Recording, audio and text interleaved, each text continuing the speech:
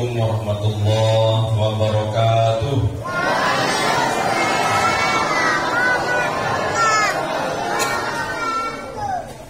Jalan-jalan ke Lembang Penyangat, singgah sebentar di rumahnya Aki.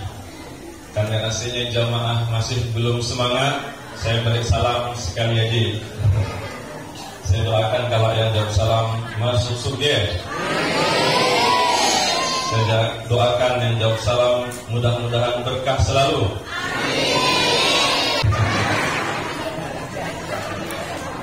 Assalamualaikum warahmatullahi wabarakatuh.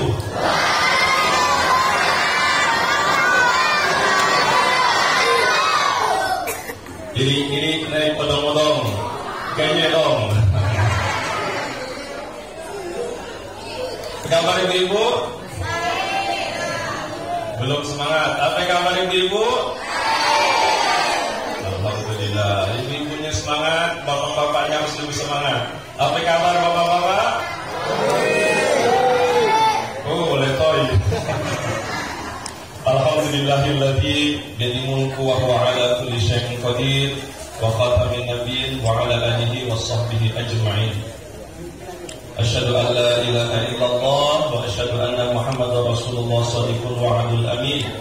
Allahumma shalli ala sayyidina Muhammad wa ala alihi wa sahbihi wasallam.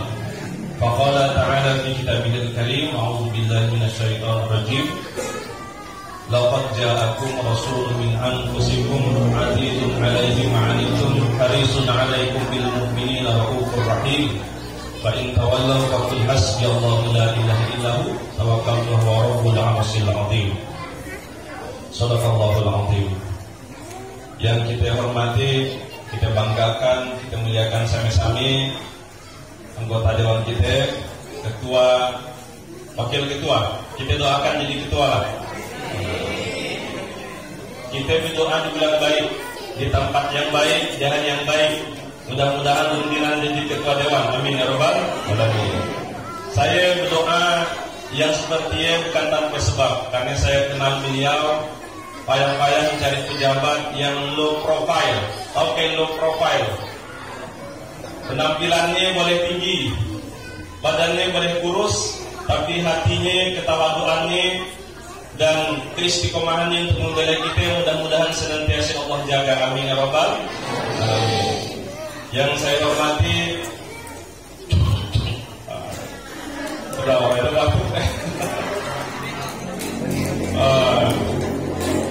yang saya hormati Pak Camat, ada yang mewakili, alhamdulillah ada Pak Salam.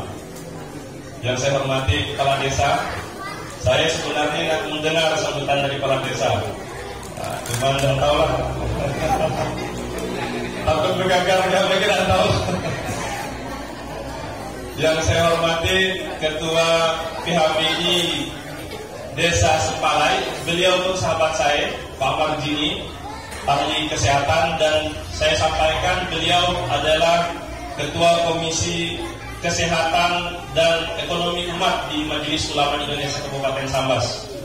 Kita doakan semoga beliau tambah berkah, tambah rezekinya, tambah anaknya, asal sana tambah bininya. Enggak ada cukup. Umur beliau tambah 5. Nah, tambah seorang lagi, innalillah deh. Alhamdulillah, saya merasa sangat berbahagia dapat berkumpul dan hadir di Desa Sempalai, Masjid At-Taqwa yang insya Allah berkahi dan Allah muliakan semuanya untuk kita semuanya. Karena memang tadi disebutkan, mohon maaf saya agak batuk. Jadi karena dalam beberapa waktu itu konser pun luar biasa. Jadi mohon kiranya dimaklumi. Tapi intinya saya tetap punya niat baik untuk menyampaikan kebaikan dan mohon doanya. Kalaulah tadi Pak Marjini berdoa supaya saya jadi rektor, saya sebenarnya dan muluk-muluk. Karena kalau nak jadi rektor ya harus 4 tahun lagi. Baru nak simari, alhamdulillah Dr. Haji Aknadi senior saya, Palung kita dipilih jadi rektor. Saya dan muluk-muluk Bapak Ibu saudara-saudara yang mohon doanya. Saya alhamdulillah S1 sudah selesai. S1 saya di STAIN Pontianak, jurusan Ekonomi Islam, program studi Hukum Islam. S2 sudah selesai. S3 sudah selesai. Tinggal nanti STL lagi mengalir. Doakan mudah-mudahan saya cepat profesor. Bayangnya orang sudah mengaminkan doa ini. Ya Allah, mudah-mudahan saya cepat profesor. Saya ngomong dia bukan tanpa alasan, karena alhamdulillah seperti yang disampaikan tadi Pak Martini, bahwa kita di Sambas itu paling tidak ada 3 kampus besar. Yang pertama Politeknik Kesehatan, yang alhamdulillah ada program studi farmasi. Kemudian yang kedua ada Politeknik Negeri Sambas, yang di sini banyak sekali program studi terkait tentang teknik, pangan dan yang lainnya. Kebetulan istri saya pun dosen di sini. Dan yang ketiga ada Institut Agama Islam Sultan Muhammad Syarifudin Sambas, yang kebetulan alhamdulillah di sini sudah ada sekitar lebih dari 30 orang doktor. Amin. Doktor S3 sama dengan saya, nyambut-nyambut ya. Dan doktornya alhamdulillah sudah ada 6 orang calon profesor. Calon profesor yang gelarnya sekarang itu Profesor Madya, artinya setengah profesor. Dan alhamdulillah dari 6 orang ini Dr. Haji Sumarin SLMSI salah satunya. Allahu Akbar. Allahu Akbar. Kayaknya Allahu Akbar. Nama saya ya Sumarin, diberi oleh orang tua saya. Mohon kiranya sangat dibahagia. Meskipun memang perjuangannya luar biasa, kita orang kampung dari Sepura,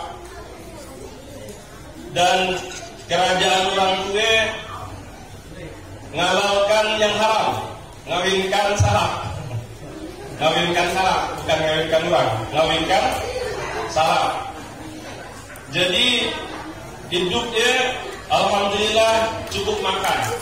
Tapi ketika anaknya punya niat, punya hajat, punya keinginan nak kuliah ke Pontianak, karena dulu si An masih kampus di Sambas, hanya dengan niat doa dan diiringi air mata, melangkahlah sang anak untuk menuntut ilmu ke Pontianak. Dan setelah saya di Pontianak Sinun, saya baru sadar dan pahaminya, ternyata hal yang paling besar, yang paling istimewa, dan yang paling luar biasa, modal untuk menuntut ilmu bukan duit, Bapak Ibu. Banyak saya melihat mahasiswa saya, orang tuanya sebagai PNS, orang tuanya punya sawit berhektar-hektar, orang tuanya kaya raya, tapi anaknya dalam mau nak kuliah ngamburkan duit, ngambisi hati orang tuanya. Bukan amin ya? Innalillah ya? Banyak saya temukan kawan-kawan saya di Pontianak, orang tuanya punya harta, orang tuanya punya duit banyak, orang tuanya menyekolahkan dia di tempat bagus, kuliah yang mahal, tapi tidak jadi apa-apa. Tapi kalau seandainya anaknya sudah mau, doa orang tuanya ada di sini, insya Allah pasti akan mudah jalannya. Makanya saya mintanya kepada kita yang di Simpalais itu, kalau seandainya ada anaknya yang punya keinginan nak kuliah, ada anaknya yang punya kemauan nak melanjutkan ke perguruan tinggi, tolong usahanya diselayakan. Usahanya disuruh dolok dia pergi ke PT, pergi ke Malaysia. Di Malaysia dia juga macam-macam. Masuk lengkap, ditangkap polis, innalillah, menangis berangkat darah di sini. Betul ke betul? Pergi ke PT dengan sembahyang Jumat, berkawan dengan, mohon maaf ya, dengan kara, berkawan dengan ular, Jadi pun akhirnya lupa dengan syahadat. Kawan saya di Jawa cerita dari 10 pasang orang 6 dia tajak syahadat baru ke syahadat lama. Ngerti ke?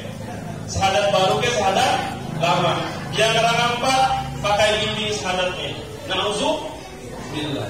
Makanya saya mintanya jika orang Simalaya itu nak nambah nami usaha nak tabung tawar lagi loh. Nak nambah nami kuliah kan anaknya. Nama saya 4 huruf aja berapa? SUMARIN 7 huruf nah. Sumarin 7 huruf. Karena saya sekolah akhirnya ditambah jadi 8. Doktor SRI MSI. Alhamdulillah. 2 kali lipat ketambahannya.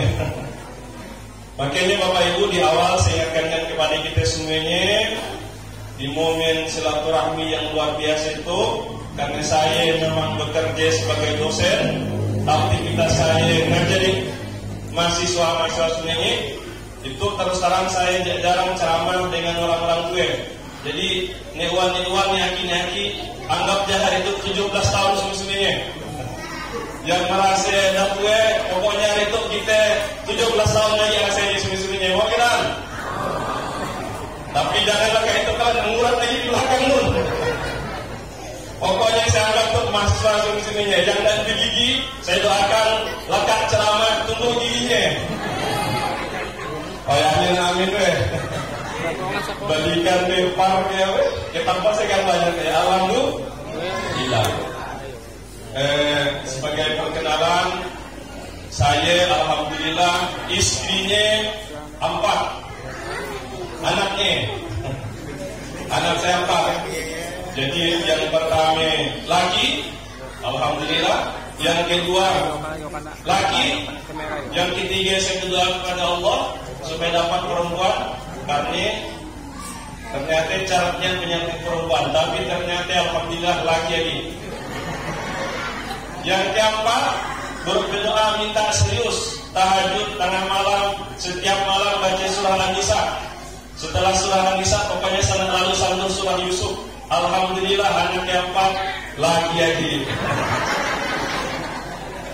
Tapi dalam apa? Saya bangga dan bahagia karena saya yakin mertua, yakin menantu saya bukan bencong semuanya. Alhamdulillah. Makanya kita berharapnya saya kepada Bapak Ibu semuanya, kalaupun anaknya laki semuanya atau perempuan semuanya, la in syakartum la azidannakum wa la in kafartum inna adabi lasyadid. Bahwa ini adalah hal yang harus kita syukuri. Bapak Ibu, saudara-saudara, itu udah jam 9. Saya di mana-mana memang ceramah dengan panjang. Kita hanya berbagi ya. Artinya kesempatan mulia itu insyaallah sebelum jam 10 kita MOU dulu, kita buat kesepakatan dulu, memorandum of understanding. Apa ini Pak? Memorandum of understanding. Artinya kita berdiri sampai-sampai sudah sepakat, insyaallah sebelum jam 10 saya selesai ceramahnya. Supaya lebih semarak, Allah Subhanahu wa taala berfirman, "Innallaha wa malaikatahu yusholluna 'alan nabi, ya ayyuhalladzina amanu shallu 'alaihi wa sallimu taslima." Salatullah salamullah ala Taha Rasulillah.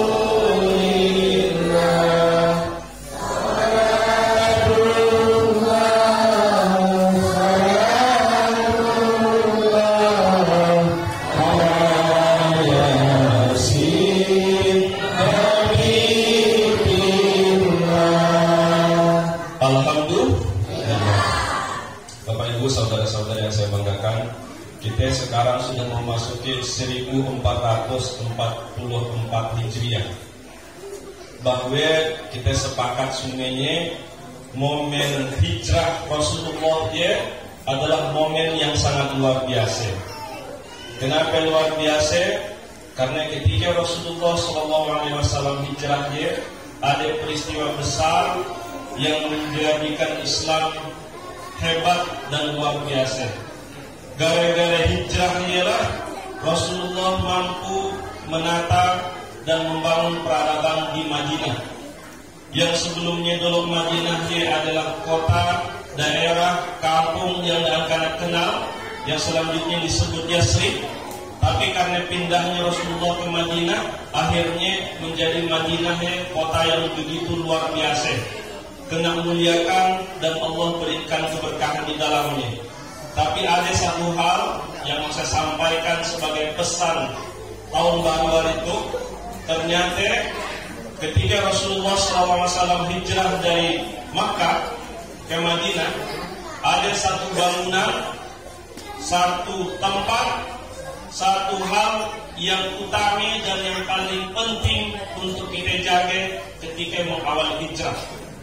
Makanya hari itu ketika kita memperingati hijrah, yang mungkin kita tidak bisa pindah seperti halnya Rasulullah dari Makkah ke Madinah. Tapi bagaimana kita merawat semangat hijrahnya untuk menjaga kebesaran hijrahnya sesungguhnya. Bagaimana Rasulullah memulai hijrah? Ternyata dengan membangun masjid. Bahwa ketika Rasulullah diminta oleh Allah Subhanahu wa Ta'ala untuk melangkahkan kakinya meninggalkan kota Mekah, kemudian sampailah dia kota Madinah, ternyata bangunan, tempat dan hal yang pertama yang Rasulullah banguni adalah masjid. Dan selanjutnya di masjid ialah Rasulullah mengumpulkan orang muslimin, mengumpulkan seluruh kaum-kaum yang selanjutnya mau masuk Islam, mendidik, membela dan membangun peradaban di sini. Makanya hari itu ibu-ibu, bapak-bapak segala macam semuanya, dari sekian banyak pesan hijrah yang mau saya sampaikan di situ, bagaimana hijrah di tahun itu khusus di Sempalai kita jadikan momen untuk kita kembali memuliakan dan memakmurkan masjid. Ternyata peradaban, kemuliaan, kemegahan dan kehebatan Islam bukan diukur dari banyaknya duit orang Islam. Kehebatan, kemuliaan dan keagungan Islam bukan diukur dari banyaknya orang yang paham, yang menjadi ulama, yang hebat hafalannya dan paham hadisnya. Tapi sekali lagi demi Allah, kemuliaan dan kehebatan umat Islam diukur dari banyaknya orang Islam masuk dan menjadi bagian dari jamaah masjid. Betul nggak betul? Betul nggak betul?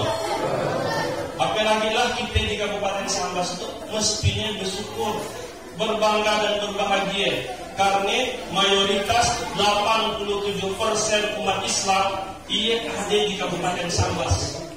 Saya sekitar 4 bulan yang lalu diundang untuk ceramah ke Sanggau. Dalam perjalanan dari Sambas ke Sanggau, saya melewati wilayah daerah Kabupaten Bengkayang.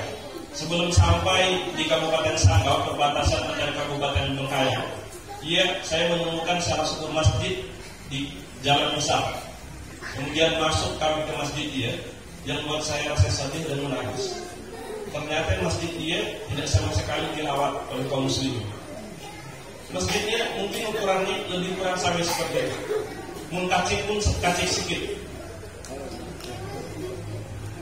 Sejadahnya berdebu. Situ alhamdulillah meskipun tidak wangi tapi jangan berdebu. Gede, karena diberi wangi sedikit. Masuk ke dalam, ngecek sound systemnya dan fungsi. Nak wudhu, airnya netes-netes. Masuk ke masjid, belum sampai kami masuk ke masjid, disambut binatang. Bab 1. Apa?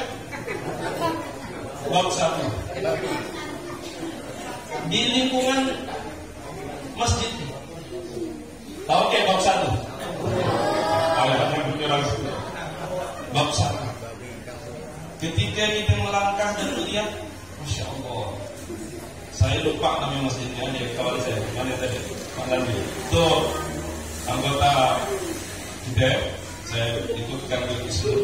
Sering saya melihat, dan inilah cerminan masyarakat kita di wilayah perbatasan yang minoritas. Datang saya ke salah satu tempat di Sanggau yang saya diminta ceramah di sini. Ada saya tanya dan diskusi dengan kawan-kawan kaum muslimin di Sanggau, dia pun bercerita, Ustaz katanya, bersyukur masih di pinggir jalan besar ya, dibangun masjid meskipun sebelahnya kuburan. Dan yang saya herannya ini Bapak Ibu, kalau saya jangan salah lah, kuburannya gitu ya, di salah satu tempatnya bukan hanya kuburan orang Islam, bukan hanya kuburan orang Islam. Padahal saya belajar kepada guru saya, belajar kepada kiai profesor saya di Jogja dan beberapa ulama yang saya tanya. Sekali lagi salah satu adab, salah satu hal yang harus diperhatikan ketika kita menguburkan orang ya, mestinya sedapat mungkin kuburan orang Islam ya tidak berdampingan dengan kuburan orang non-Muslim di dalam fikih Islam dalam kondisi normal. Tapi dalam kondisi tidak normal seperti yang kami lewati seperti ya, apapun bisa terjadi. Dan ketika saya dengar lagi yang lebih prihatin, yang lebih sedih, yang lebih memilukan, Pak katanya di sini memang ajannya pun jangan boleh dikeluarkan ke rumah, hanya untuk wilayah setempat. Jadi tua pun hanya untuk di dalam seperti itu keluar ke dalam. Luar dalam, alhamdulillah. Kita tidak menyinggung macam-macam. Kita mengingatkan orang Islam supaya sekali lagi merawat masjidnya. Jangan sampai kita mestinya bersyukur di wilayah yang mayoritas Islam, yang alhamdulillah kita bisa ajar nyari-nyari, ngaji nyari-nyari. Situ aja nyari-nyari dia Allah Akbar. Hah? Nyari-nyari dia Allah Akbar. Tahu saya situ nyari-nyari. Allah. Jangan sampai kita punya masjid, punya tempat yang begitu bebasnya kita, begitu nyamannya kita ibadah tuh, dan begitu kuatnya, begitu ramainya, begitu banyaknya yang dukung kita. Justru kita harus supaya saudara-saudara kita yang sekali lagi di wilayah minoritas. Karena tidak ada yang mustahil. Ketika kita dalam merawatnya, ketika kita dalam menjaganya, dan mustahil masjid yang itu megah, masjid yang itu bagus, masjid yang itu begitu luar biasa cantiknya akan menjadi puing-puing dan akhirnya menjadi museum. Betul ke betul? Nyanyian? Salah, saya balik tuh. Makanya Bapak Ibu saudara-saudara, kita belajar dan melihat lagi kembali kepada momen hijrah Rasulullah SAW. Ternyata tempat pertama, bangunan yang paling asas, yang paling dasar yang Rasulullah SAW bangun ketika dia hijrah, dia adalah masjid. Makanya momen peringatan tahun baru Islam di Sempala itu, saya nak mengajak dan menghimbau kepada kita semuanya, sebelum waktu bergulir begitu cepatnya, sebelum kondisi berubah, sebelum mana kita hancur oleh teknologi, oleh gadget, oleh yang macam-macamnya, sekali lagi mari kita rawat dan kita makmurkan masjid. Karena bagaimanapun, kalau seandainya umat Islam sudah jauh dari masjid, kalau seandainya masjid sudah sepi, kalau seandainya jamaahnya sudah jauh, dan si lagi yang meramaikan masjid, sekali lagi pada saat ialah akan terjadi kia. Nauzubillah min.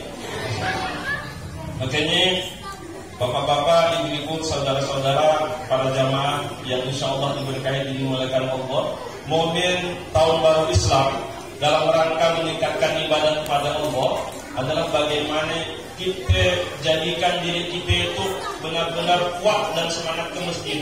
Saya melihatnya sandal kita itu sebenarnya baratnya sama, payung kita sebenarnya baratnya sama, motor kita sebenarnya isinya sama, tapi gaya mudahnya ke motor kita dihidupkan di starter, sandal kita dipakai untuk pergi ke pasar. Gaya mudahnya ke motor kita dihidupkan, kemudian sandal kita dipakai, baju bagus kita pakai untuk pergi nonton pasar malam. Tapi payahnya ke kaki kita yang kita langkahkan, baju kita yang kita pakai, masjid kita, motor kita yang kita tater.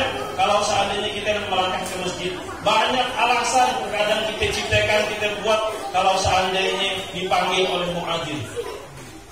Betul ini? Jadi ibu-ibu betul kan? Hati-hati ibu betul toilet. Tadi biasanya dia belum dapat kue ya. Belum lah. Panitia menanti kue habis dari kawan kita belum 2 kali ya.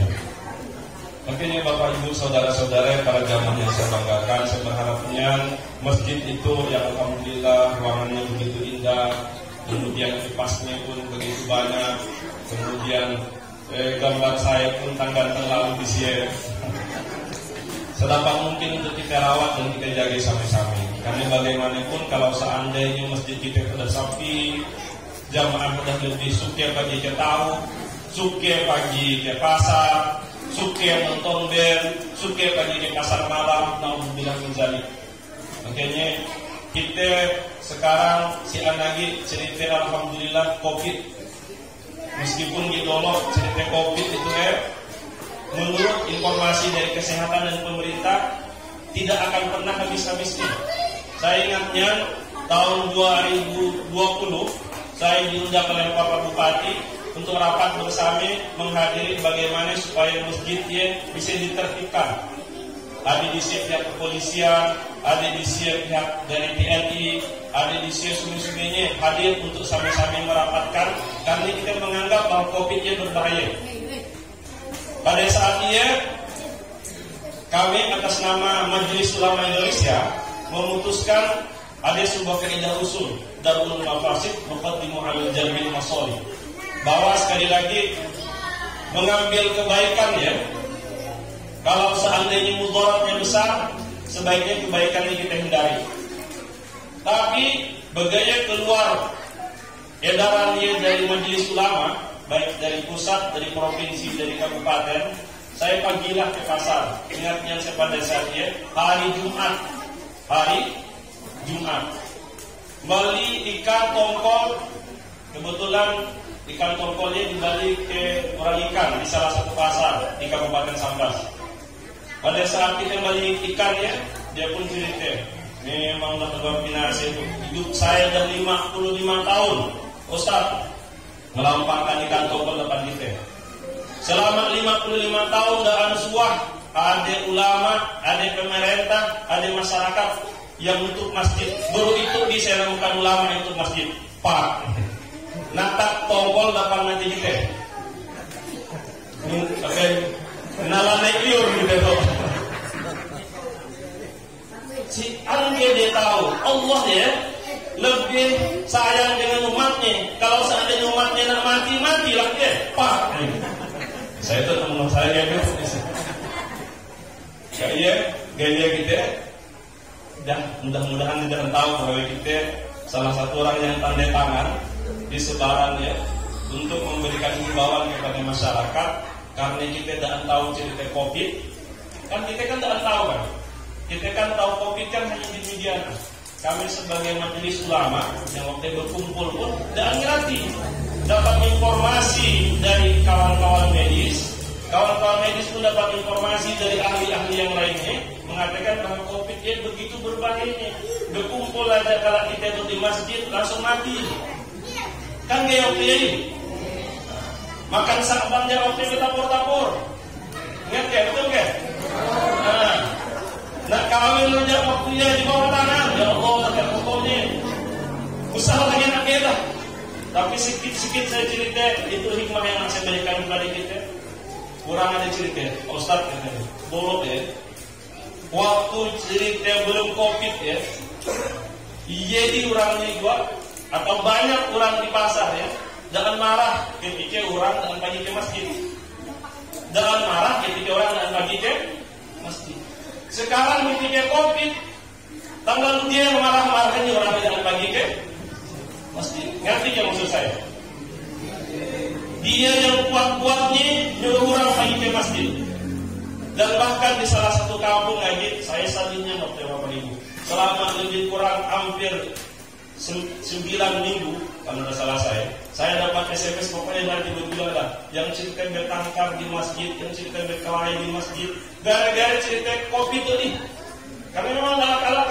Awalnya corona, bakal corona jadi COVID, bakal COVID jadi COVID-19, bakal COVID-19 jadi Omicron, bakal Omicron kalau Papakron, bakal Papakron kawan sinetron, dan sadis. Betul ke? Makanya ketika jangan kalahkan sinetron kan dijilid-jilid itu. Biar sambung-sambung lah kan. Tapi saya pesan juga atas nama Majelis Ulama Indonesia, sedapat mungkin itu pesan kami juga, betul COVID-nya tidak habis-habisnya. Bahkan saudara-saudara kita yang datang dari Mekah, Masjidil Haram kemarin haji pun ada yang terindikasi COVID, kena corona datang ke Indonesia. Tapi alhamdulillah jamaah Kabupaten Sambas hanya reaktif sekitar 8 atau 9 orang. Tapi di kabupaten provinsi lain ada yang positif COVID bahkan dari. Maka sehingga kami juga atas nama Majelis Ulama berpesan kepada kita semuanya yang belum vaksin. Sonter. Tahu ya sonter? Yang belum vaksin, yang belum sonter. Alhamdulillah yang belum sekali mulailah sekali. Yang sudah sekali silakan 2 kali. Yang belum 2 kali insya Allah boleh yang ketiga kali. Karena saya dan 3 kali saya 3 kali. Dan 4 kali. Dan 3 kali. Tapi mensampat karena solat 4 kali innalillahi kita. Tapi intinya sekali lagi kami atas nama Majelis Ulama berpesan kepada kita semua ini, hari itu keramaian silakan kita adakan. Hari itu masjid silakan kita penuhkan. Jangan sampai waktu gitu corona, COVID, Omikron kita semuanya kerau-kerau minta kepada pemerintah untuk masjid dibuka. Sekarang ketika masjid dah bebas, sajadah dah diampalkan, Jumat dah dipersilakan, ceramah dah out silakan. Tiba-tiba kita akan menunggu dan macam-macam alasan. Betul ya betul? Betul ya betul? Musim itu karena damam sikit, yang kita ada di masjid kopi. Nah, saya ngomong ya karena saya sengaja tidak batuk. Karena memang batuk tuh. Jadi jangan sampai alasan corona, alasan COVID, alasan macam-macam menjadikan kita tidak mau melangkahkan kaki ke masjid. Karena sekali lagi yang Allah innama ya'muru masajidallah man amana billah wal yawmil akhir wa aqamas shalah wa ataz zakat wa lam yakhsha illallah. Bahwa orang yang memenuhkan masjid kata Allah hanyalah mereka yang beriman kepada Allah, percaya kepada hari akhir, dan sekali lagi mereka ialah yang melaksanakan sholat, menunaikan zakat. Artinya kalau seandainya kita termasuk orang yang kuat, dianggap orang yang beriman kepada Allah, percaya kepada hari akhir, sekali lagi si an katanya, si an alasannya, si an cerita hal-hal yang menyebabkannya, mari kita ramaikan ke masjid. Karena pesan Muharram yang paling utama melihat sejarah perjalanan Rasulullah SAW dari Makkah hijrah ke Madinah, sekali lagi tempat wilayah bangunan yang pertama yang disuruh ramaikan adalah masjid. Sehingga ketika kita hari itu alhamdulillah lampu ada, motor ada, payung ada, masjid bagus, jalan bagus. Si anak ini cerita datang ke masjid. Ada salah satu cerita Bapak Ibu, itu luar biasa. Saya belajar ternyata Rasulullah SAW ya, pernah didatangi oleh salah seorang sahabat. Namanya Ummi Maktum. Datang kepada Nabi, ngadu dan bertanya kepada Rasulullah. Ya Rasulullah, sesungguhnya aku tuh orangnya buta. Aku orangnya buta. Kemudian pada saat aku nak ke masjid, aku khawatir kalau aku diterkamlah harimau, diterkamlah binatang buas. Boleh ke kira-kira aku dah pergi ke masjid waktu subuh? Karena seandainya dah waktu subuh ya, pandanganku dah kabur. Aku takut kalau akan terakamlah harimau karena gigitlah ular. Kira-kira boleh ki aku dalam ke masjid? Apa jawaban Nabi?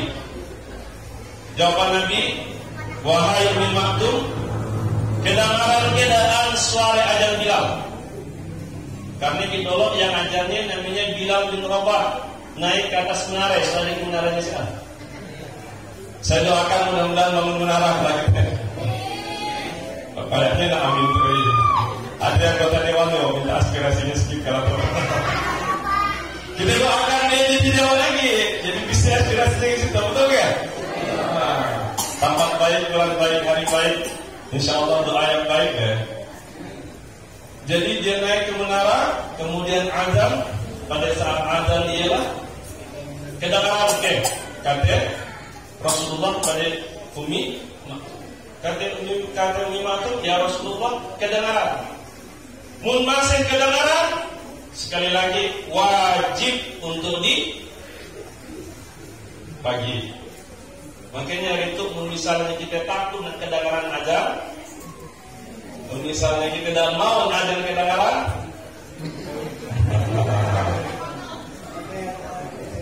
matikan lampu. Karena mun misalnya azan masih kedengaran, sekali lagi kewajiban untuk datang ke masjid melekat pada kita. Utamanya yang orang laki itu yang orang laki itu. Yang perempuan ibu-ibu gimana? Mun ibu-ibu nak pergi ke masjid, diizinkanlah lakinya, diizinkanlah orang tuanya, boleh silakan pergi ke masjid. Tapi mudah akan izinkanlah orang tuanya dan akan izinkanlah lakinya. Maklumlah cantik misalnya kan uang kan. Datang ke masjid kalau akan terayulah di akidah dia misalnya kan. Dan boleh pergi ke masjid. Karena sebaik-baiknya sholat untuk orang perempuan adalah tapi sebaik-baiknya sholat untuk orang laki, nak disunat ke, nak ada tua ke, nak belum tumbuh gigi ke, sekali lagi adalah betul ke betul? Situ, alhamdulillah saya bersyukurnya tadi sholat isya saya di situ dapat jumlah jamaah isya-nya sampai 2 saf. Sampai 2 saf. Alhamdulillah. Hari raya lebih ke 2 saf. Lebih ke 2 saf hari raya. Musuh pun tadi pagi jam berapa?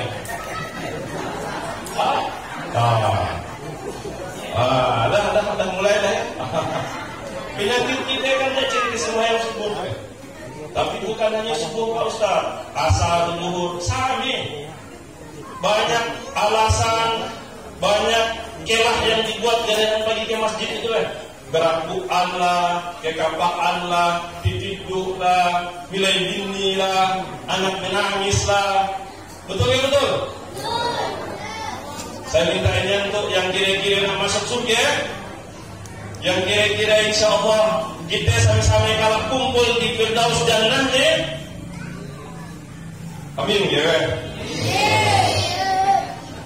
Mulai subuh kala, insya Allah mudah-mudahan kita kalahkan masjid kita. Allahu Akbar. Allahu Akbar. Allahu Akbar. Makanya saya berharapnya atas nama Ketua Majelis Ulama dan atas nama penceramah yang akan undang itu di Desa Sempalai, Masjid At-Taqwa, Kecamatan Tebas, disaksikan oleh anggota Dewan, disaksikan oleh Pak Camat insya Allah, disaksikan oleh Ketua PHGI. Mari bersama-sama kita makmurkan masjid, karena inilah caranya hal yang paling mungkin, yang paling dapat, yang kita bisa lakukan untuk mensiarkan agama Allah. Kita itu bukan menceramah, kita itu dalam banyak duit, kita itu dari hebat nak nyakit orang. Minimal kita contohkan kain kita, baju koko kita, kopiah kita, dan hanya lakap ditaruh, dan hanya pagi ke pasar, dan hanya pagi untuk tahlilan. Tapi insya Allah lakap juga, dicium juga, dan bahkan disaksikan untuk pergi ke masjid. Alhamdulillah. Salatullah,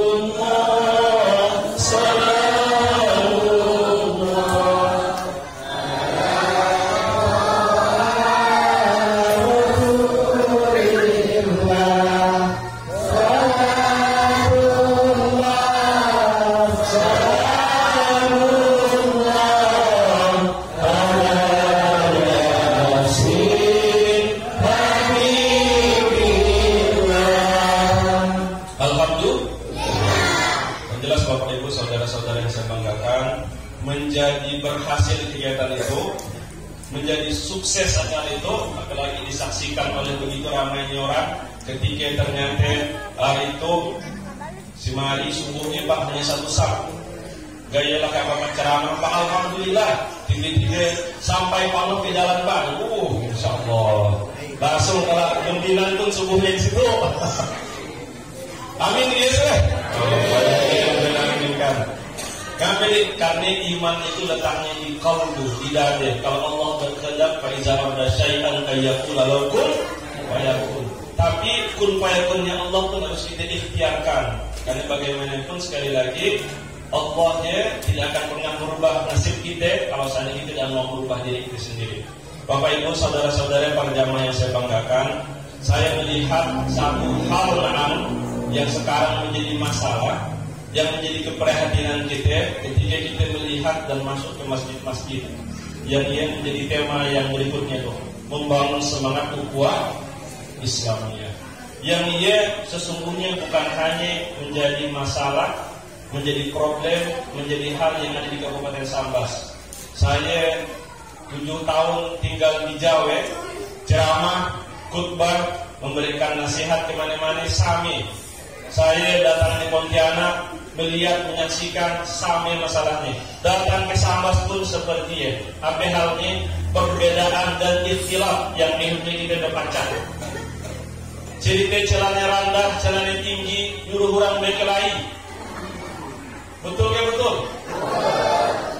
Cerita pakai kopiah putih, pakai kopiah hitam, nyuruh orang bertangkar. Kau ke belum pakai haji sama pakai putih. Kau nak pakai haji mestinya pakai hitam, pakai apa? Pakai putih. Iya, sedikit bagiannya. Tapi yang paling banyak ini cerita dengan katangan, cerita usoli, cerita nawaitu, cerita kunut, cerita macam-macam yang sesungguhnya dan habis-habisnya. Di mana-mana yang saya temukan. Makanya ketika kita melihat perbedaan mestinya Bapak Ibu saudara-saudara, usaha kita bertangkar berkelahi. Islamnya begitu indahnya. Saya sampaikan, alhamdulillah, saya kuliah S1 di IAIN Pontianak, jurusan hukum Islam. Program maksudnya muamalat, makanya gelarnya sarjana ekonomi Islam. Kenapa ekonomi? Karena prodi muamalat. Tapi jurusannya masih hukum. Hukum artinya apa? Jadi cerita yang macam-macamnya. S2-nya saya MSI, studi Islam. Studi Islam di mana? Di UIN Jogja. Program studi hukum Islam, konsentrasi keuangan. S3-nya saya di UIN Sunan Kalijaga, program studi ekonomi syariah, tapi juga membahas sedikit-sedikit hukum Islam. Bapak tak panjangnya ngomongkan dia, madahkan nih. Apa? Madahkan nih. Gara apa? Gara kita dan bertangkar. Karena cerita alhamdulillah udah kita pelajari, kita lihat, kita pahami, dan sepertilah Islam. Bermacam-macam ragam dan budayanya. Itu saya mohon maaf, kajian kita agak sedikit tinggi, bukan tinggi. Saya ngomongnya agak sedikit kampus ilmiah sedikit lah. Rasulullah aja menjelaskan tentang sembahyang. 7 macam sahabat melihat ini dan memahami ini. Berapa macam? 7 macam. 7 macam oleh ulama-ulama mazhab yang selanjutnya dirangkul oleh ulama ahlu sunnah namanya menjadi 4 imam. 4 imam. Ada namanya Imam Hanafi yang paling tua, ada namanya Imam Maliki yang sadar tuanya, ada namanya Imam Syafi'i yang agak muda, ada namanya Imam Hambali yang sadar mudanya, ada Imam Marjini. Jangan belum sampai. Imam Salah. Bisa lah Imam Salah. 4 imamnya. Dan ternyata 4 itu murid dengan guru yang saling bersentuhan. Tapi di luar 4 itu sesungguhnya dalam kajian kesana keislaman yang kami pelajari masih banyak ulama-ulama lain. Ada Imam Ibnu Hadar, ada Imam Ja'far, ada macam-macam lagi. Tapi tidak akan dipakai oleh ulama ahlu sunnah sehingga dalam panduan kita bahas. Tapi 4 imam dia itu 4 imam dari Maliki, Hanafi, Syafi'i, Hambali. Sesungguhnya adalah hal yang begitu banyak kita temukan perbedaannya meskipun antara murid dengan guru. Kenapa terjadi perbedaan, Pak? Karena adanya perbedaan wilayah, daerah, ada perbedaan zaman, kondisi, situasi, sehingga terjadi perbedaan. Saya merasa prihatin, kasihan, sedih hari itu kita betangkar, sikit-sikit kurang salah, sikit-sikit dan boleh, sikit-sikit kafir, sikit-sikit bid'ah, sikit-sikit sesat. Iya, sesungguhnya pemahaman yang sekali lagi menurut saya perlu untuk kita luruskan, perlu untuk kita betulkan. Karena apa? Yang kawan kita lakukan ya boleh jadi betul. Sekali lagi, yang penting ada dasarnya. Kecuali dah sesat dan menyimpang. Kalau dah sesat dan menyimpang, saya atas nama Ketua Majelis Ulama yang berdiri hari itu dan akan berikan amanah, siap untuk hadir terdepan mengatakannya sesat. Dan perlu saya sampaikan dari itu, di Kalimantan Barat ada dua aliran. Bapak Ibu, ada dua aliran yang tengah kita pantau dan mereka mau bertobat dan kembali kepada jalur Islam. Yang ternyata salah satunya ada di Kabupaten Sambas. Baik, saya ngomong atas nama Ketua MUI. Ada di Kabupaten Sambas. Apa ya Pak? Mohon maaf saya sampaikan karena memang mereka sudah bersedia untuk kembali ke Islam. Namanya LDII. Apa? LDII. Dia dulu sebelum dia bertobat dan kembali kepada Islam, dia dulu di tahun 2017 ke bawah, LDII dianggap bukan sesat. Hati-hati, makanya saya minta usahanya cepat gila menyesatkan orang. Itu sikit-sikit sesat. Saya semari kan jadi orang berzikir yang pakai talqin, pakai tahlil. Ada yang katakan sesat. Ya, saya dari mana dia katakan sesat? Menyesatkan orang dia tidak boleh sembarangan. Harus sesuai dengan kriteria, harus sesuai dengan kaidah-kaidah usul, harus sesuai dengan hadis dan Quran. Dan boleh kita katakan sesat. Makanya untuk menyesatkan sesuatu harus berdasar. Kami Majelis Ulama melihat adanya hal yang menyimpang dengan LDI pun dan mengatakannya sesat, tapi hanya menyimpang. Dan mereka pun siap untuk bertobat. Apa Ustaz penyimpangannya Ustaz? Kami temukan saudara-saudara kita LDI, beberapa yang kita tangkap mereka ya Gidolo ya LDI 2017 ke bawah dan mau berimam dengan kita. Pun misalnya kita pagi ke masjidnya, tiba-tiba kita jadi imam di masjidnya, dianggapnya sholatnya dah sah. Gerakan sholat, barulah cerita usolli, barulah cerita tahlilan bukan tahlilan. Iya, sekali lagi adalah ikhtilaf. Yang nak dipakai silakan, yang tidak dipakai pun dalam apa?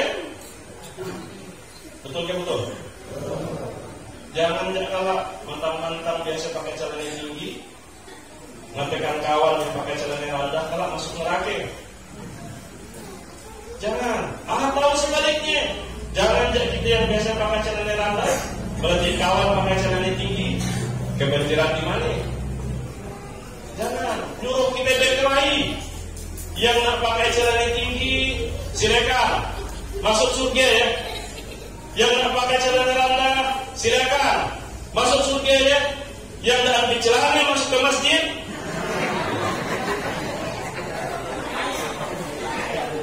Ada kemana lagi ya?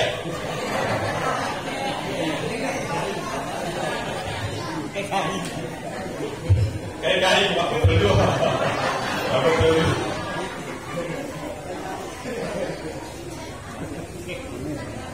Intinya ulamanya, firqahnya, mazhabnya ada yang seperti itu. Jangan kita nak berkelahi. Kalau yang celana tinggi, yang agak tinggi, ialah pendapat ulama Imam bin Bas, ialah pendapat dari Imam Ahmad bin Hanbal, ialah pendapat dari Imam Hanafi. Kalau yang celana rendah seperti saya itu, ialah pendapat dari mazhab Syafi'i. Artinya biasa saja Pak. Saya Bapak Ibu saudara-saudara sudah didebat oleh orang, Ustaz mana dari ini usolli si an dasarnya. Ini saya usolli ya, memang si an dilakukan dan dasarnya dicontohkan oleh Nabi. Tapi oleh Imam Syafi'i kami usolli bagian dari lafaz untuk menguatkan hati, maka ia dianjurkan oleh mazhab Syafi'i. Makanya kita baca dalam kitab Al-Um, dalam kitab-kitab Al-Akhyar, kita baca dalam beberapa kitab mazhab Syafi'i, usolli sunnah muakkad atau bahkan dianjurkan, bukan diwajib, dianjurkan. Makanya ibu maklum mendak nafal nawaitu usolli, sengaja aku sholat tahajud abe, yang penting sadar sembahyang abe. Misalnya contoh nak sembahyang, Pak Ustaz saya jangan tahu usolli, sholat tahajud itu jangan abe. Sengaja aku sholat tahajud 2 rakaat karena Allah Taala sah. Sah. Datang ke masjid usolli sunatan tahiyatul masjid sah kan? Sah. Yang ada satu usollinya berpanjang-panjangan. Ada orang ini pus.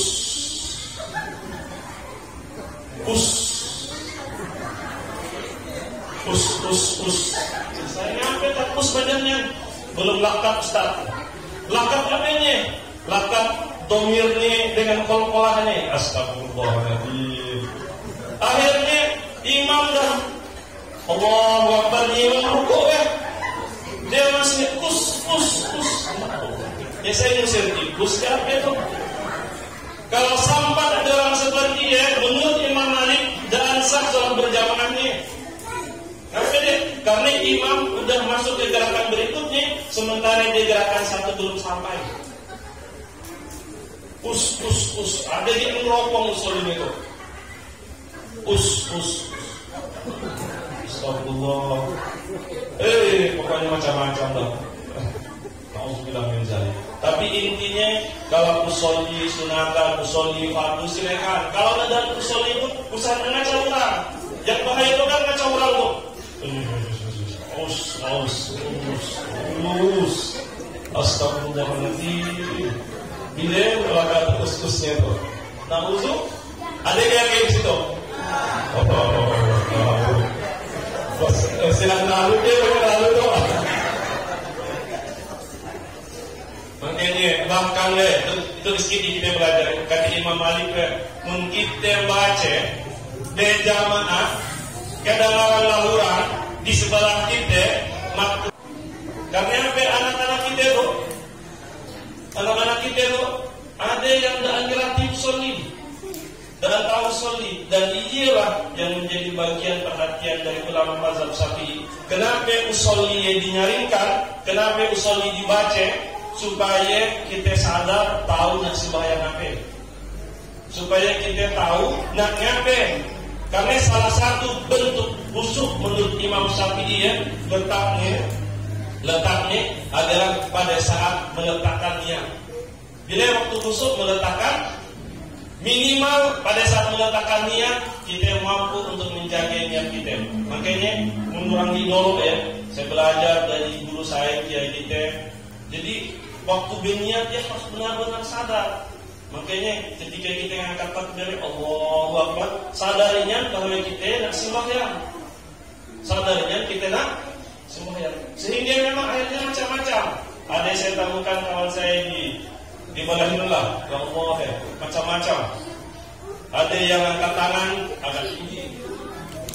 Ada yang angkat tangan sadar dia. Kalau yang Syafi'i kan memang letak tangan kan hanya dia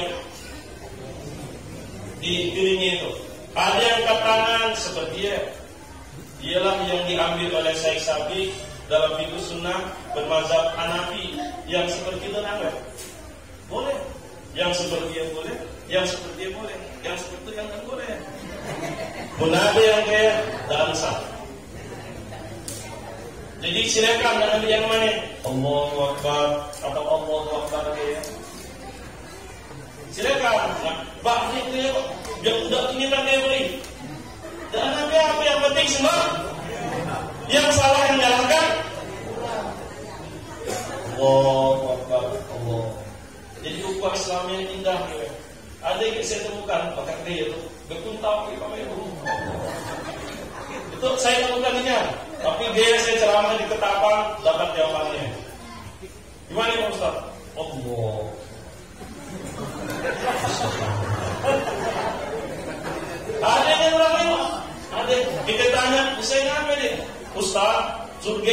kelok dari kanan baru kita kunci.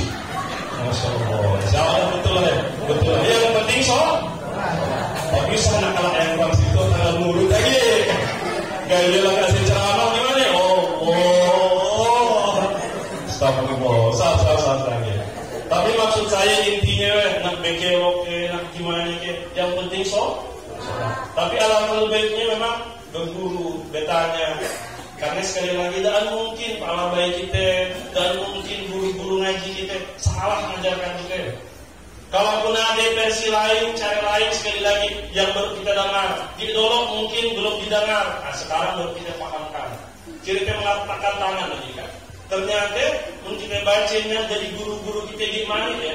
Dan saya baca yang dalam kitab Al-Qummi meletakkan tangan Imam Syafi'i di sebelah kanan. Imam Syafi'i sebelah karena apa? Di situ meletakkan qalbu. Dan pada saat kita sholat, qalbu itu macam-macam karena disinilah yang namanya setan. Sehingga kata Imam Syafi'i, letakkanlah tanganmu di sebelah kiri untuk menutup bisikan setan. Lumpiran pahamlah. Jadi sembahyangnya, Allahu Akbar. Tadi rapat dewan di turun wakaf masih. Ingat kalau sholat. Allahu Akbar macam ni. Nyuntiknya mesti ke atas sikit dia. Ingat waktu sholat. Ibu-ibu lupa bayar sayur. Ingatnya itu dia. Waktu sembahyang. Allahu Akbar. Dah dimatikan dia belum mengkompor ni. Waktu makanya kata Imam Syafi'i, tutup hatimu. Karena di dalam hati itulah letaknya bisikan setan. Inna fil jasad mudghah. Mudghah itu kalbu itu. Tapi oleh muridnya Imam Ibnu Hajar Al-Asqalani bukan di situ, ke tangan. Yang banyak gurunya Imam Malik, gurunya ke bawah. Gurunya Imam Malik ke bawah. Tapi muridnya Imam Ahmad agak ke atas. Kita pakai yang mana? Asal-asalan kita. Dalam kali ini memang namanya. Makanya Bapak Ibu, cerita sholat itu sedapat mungkin kalau kita ada perbedaan di masjid yang nak kunut dan di situ biasa kunut silakan. Kalau seandainya di situ misalnya belum terbiasa kunut dan dari kunut pun usahanya dipaksakan. Saya di mana-mana kalau seandainya di sini biasa kunut, maka saya akan kunut.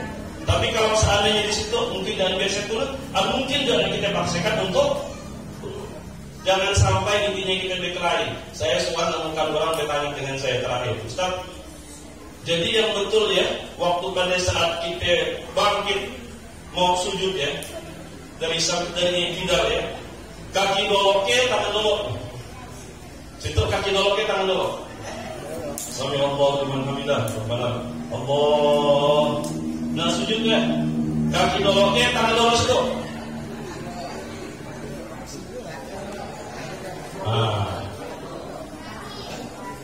Kalau itu doloke yang jelas Bapak Ibu, yang kaki dolo ialah mazhab Imam Syafi'i. Kalau yang tangan dolo yang dihormati dan disegani. Amin ya rabbal alamin. Kalau ada jarum yang patah, usaha simpan di atas padi. Kalau ada kata-kata yang saya salah, usaha dilaporkan ke Pak Polisi. InsyaAllah mungkin yang dapat saya sampaikan seperti yang saya tadi janjikan. Sebelum jam 10 saya sudah mengakhiri ceramah itu. Tapi sekali lagi mudah-mudahan di lain kesempatan kita bisa ketemu. Kalaulah ada hal yang tidak berkenan mohon dimaafkan. Sekali lagi makasih atas segala perhatian. Billahi taufiq wal hidayah. Wassalamualaikum warahmatullahi wabarakatuh.